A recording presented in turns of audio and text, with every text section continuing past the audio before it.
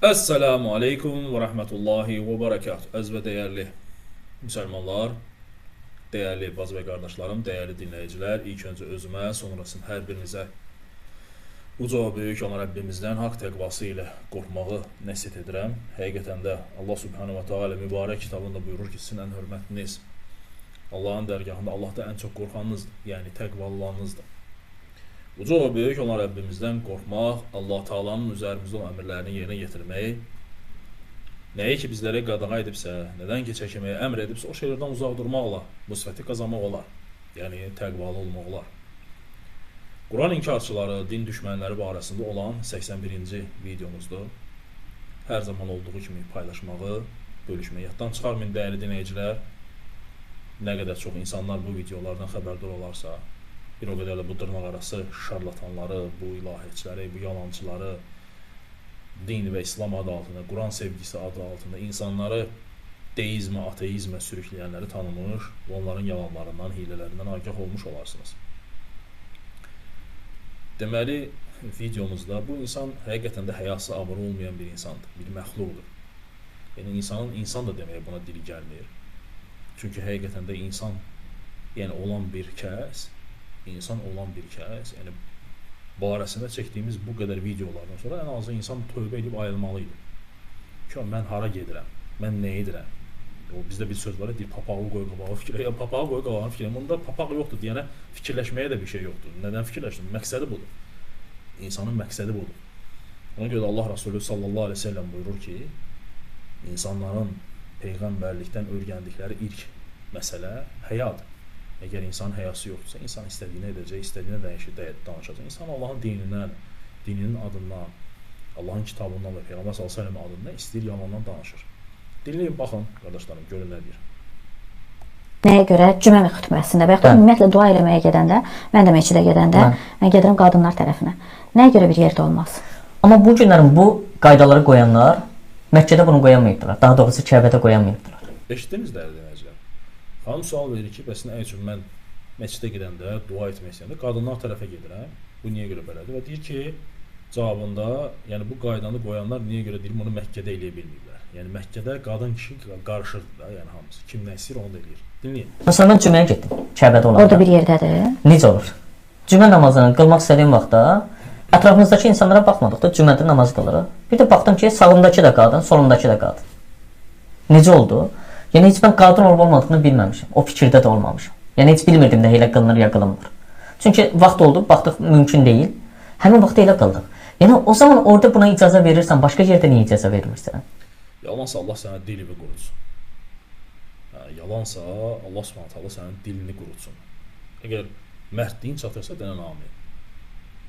Allah həmd olsun ki, hər bir kəs bilir ki, ümrə və yaxud da həcc ziyarətinə gedənlər bilirlər ki, hər bir kəsin orada ayrıca yerləri var. Qadınlar üçün ayrıca yerlər ayrılıb. Hətta yazı ilə yazıblar ki, ingilis dilində, ərəb dilində yazılarla yazıblar ki, insanlar oxuya bilsinlər ki, yəni bu hissə qadınlara aid olan yerdir. Bu hissə kişilərə aid olan yerdir. Dəfələrlə olur, dəfələrlə özümüz belə, yəni orada olan o polislər və yaxud da hərbiçilərdən əlavə, özümüz belə qadınlar gəlib kişilərin yerinə girəndə və yaxud da kişilər girəndə qadınlara biz deyirik ki, durun, keçin. Qadınlar tərəfə, nisə, qadınlar tərəfə keçin və yaxud da kişilər geçsinlər kişilər tərəfə. Yəni bu, Allah həmd olsun ki, bu hər bir yerdə belədir. Sadəcə sənin kimi cahillər, əlbəttə ki, sən öz qızınla gedib kişilərin məclisinə, kişilərin yerinə girəndə sənə üçün əlbəttə fərq etmir. Qadınlar oldu və yaxud da qadınlar olmadı. Yəqin ki, cahillər kimi gəlib basıb girmiş sonra qadınlar tərəfə. Və sonra da deyirsən ki, bu qayda qanunu orada niyə qoyulublar? Bu qayda qanun Allah həmd olsun ki, Allahın və onun peyğəmbərinin qoyduğu qayda qanundur. İnsanların qoyduğu deyil. Allah Taala belə təyin edib ki, kişilər ayrı olmalıdır, qadınlar ayrı. Namaz qılanda da belə qadınlar həmişə arxa səfdə dayanıb qılırlar kişilərdən. Ona görə də qadınlardan heç vaxt imam olmayıb. Qadınlar heç vaxt gəlib kişilərə imamlıq eləməyiblər. Düzdür, sənin üçün fərqi yoxdur. Çünki sən öz qızını yenə dediyim kimi aparıb salmısan kişilərin olan hissəsinə və hələ cəmaatı da orada borclu çıxardırsan ki, nədir onun adı, niyə görə belə edir? Savaları, sənin kimi insanlar savaları, yəni mən təəccüblənmərəm, sabah gelib girsinlər arvadların ayaq yolusuna desinlər ki, yox, bərabərlik olmalıdır. Qadın kişi eyni olmalıdır. Allahu Ekber. Yəni bunlar bu cürlə təfəkkürdə olan insanlar, yəni bu cürlə danışmaqla bu özünü o sual verən xanıma və yaxud da xanımlara, Azərbaycan xanımlarını yaxşı kimi göstərmək istəyir ki, yəni mən görürsüz sizin tərəfinizi saxlayıram. Hə, sizin üçün çalışıram. Əksinə bu qadınlar üçün çalışmaq deyil, bu onların tərəfini saxlamaq deyil. Belə əksinə qadınların haqqını, hüququnu tapdalamaqdır, ələ salmaqdır. Din qayda qanun qoyub. Allah həmd olsun ki, bu təkcə dinlə belə deyil, bütün dünyavi qayda qanunlarla da belədir qardaşlarım. Misal, yaxud da orada mı bunun qarşısını alamırsan? Məsələn, bu gün məscidlərdən qadınları uzaqlaşdırdıqlarına görə qadınlar, halbuki gətiribdilər ki, güya qadına cümə namazı fərz deyil. İslamda qadına ayrı, kişiyə ayrı fərz və yaxud da əmir, buyruq, qadağa yoxdur. Hamısı da yalancıdır. İnsan gözünün içinə qədər yalan danışır. Məqsəd də yenə dediyimiz kimi insanları Allahın dinindən nə etmək, soyutmaq, uzatmaq və s. Əlbəttə ki, qadın və kişi arasında həmişə fərq olub. Həmişə fərq olub. Yəni hətta mən dini bir kənara qoysam, bir qırağa qoysam, dünyavi tərəfdən də belədir qardaşlarım. Allah həmd olsun ki, baxın bir dünyaya ta xəlifələrin, məliklərin, padşahların, prezidentlərin zamanına, dövrünə kimi baxın görün heç qadın məlik, qadın prezident, qadın tapa bilərsin nadir halda o da ki kişiləşən qadınlar olub ki, hansı ki kişiləşiblər, yeyiblər arada bir beləncədən harasa bir hökmdarlıq ediblər. O da ki onları da deviriblər və yaxud da öldürüblər gedib. 90%, 99% deyərdim ki, yer üzündə həmişə belə olur ki, kişilər hakimiyyətə gəliblər. Kişilər prezident olublar. Ona görə də Peyğəmbər sallallahu əleyhi və səlləm buyurur ki, əgər bir dövlətin başına bir qadın bir hökmdar keçərsə, hökmdar qadın olarsa, o dövlət heç vaxt xeyir tapmaz. Bu Peyğəmbər sallallahu əleyhi və səlləmin sözüdür. Və yaxud da götürün dünyavi məsələləri qardaşlarım. Götürün hansısa bir kəşfləri, hansısa bir professorları götürün və yaxud da hansısa bir yüksək bir məqamları götürün. Hər bir yerdə həmişə kişilər olurlar başda. Qadınlar çox nadir halda olurlar. Və Allah Subhanahu taalanın dininə biz qayıtsaq, biz görərik ki, Allah Taala yaradılış tərəfdən də kişini həmişə üstün tutub. Qurani-Kərimdə də kişi həmişə üstün olub. İnsanlar nə qədər bunu, yəni qadın hüquqları, nə bilim qadın kişi bərabər, yox, belə bir şey yoxdur. Çünki Allah Subhanahu taala kişini kişi kimi yaradıb. Kişi qadından güclüdür. Hər bir tərəfdən, yaradılış tərəfdən kişi güclüdür. Və yaxud da idarəçilik tərəfdən dediyimiz kimi kişilər həmişə hakimiyyətdə başçılıq ediblər.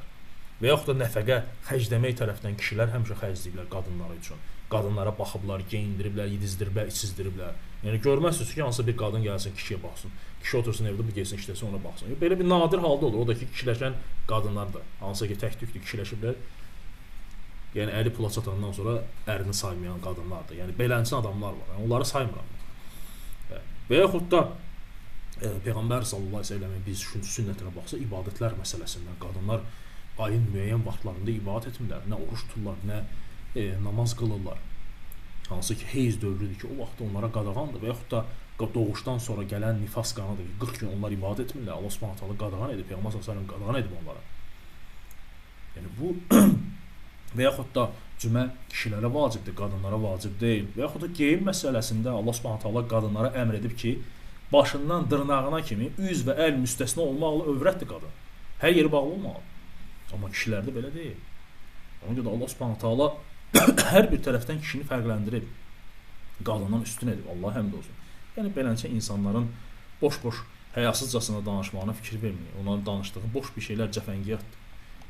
Mən yenə də deyirəm, bu insan, qardaşlarım, dəyərli dinləyicilər, qızını Amerikada götürüb aparıb kişilərin olan hissəsinə salan bir insandır. Yəni bundan nə gözləyirsən? Əlbəttə ki, bu Kəbədə də gedəndə girib arvadların içinə, sonra da deyir ki, orada niyə bu qayda qanunu düzəldə bilmirsin? Bu qayda qanunu hər yerdə, şəriətin hökmlü hər yerdə keçir. Hər yerdədir, orada da yazılıb onlar. Amma sən yalan danışırsan, gözünün içinə qədər yalan. Özün də bilirsən ki, qadınların, kişilərin yerləri ayrı-ayrıdır orada. Dinləyin görün nə deyir burada.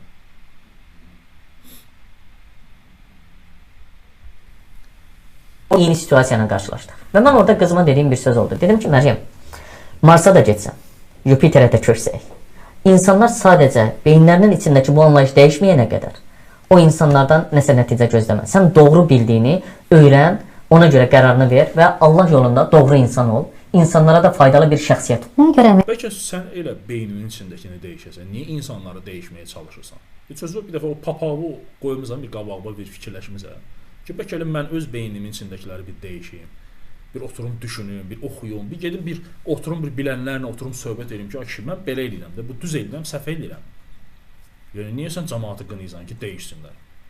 Yəni qızıva da doğru düzgün nəsihət ver ki, yəni ki, oxuyub bilmək üçün sən gərək doğru mənbələrdən, doğru yerdən oxuyub öyrən. Əlbəttə ki, sən dediyini öyrənəcəksə o, əlbəttə o cürünə də böyüyəcək, o təfəkkürlə də böyüyəcək insan.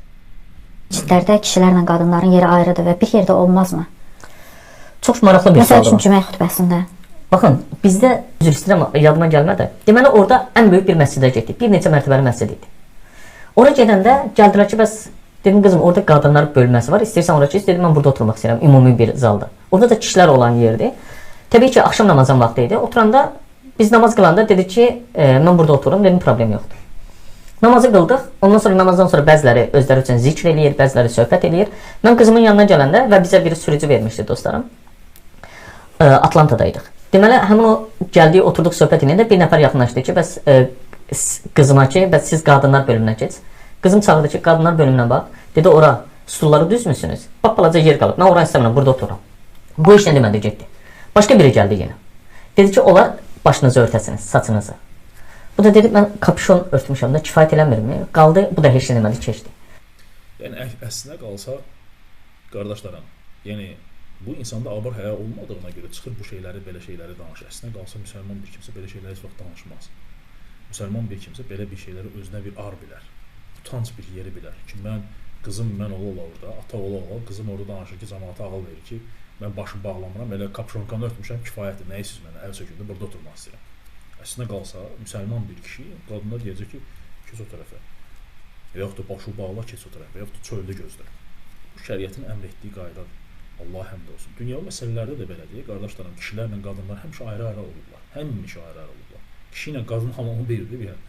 Belələri üçün fərqi yoxdur. Əlbəttə ki, bu gəlib sabah arvadların hamamına da gezsə, deyəcək ki, nə var ki burada? Eynidir də.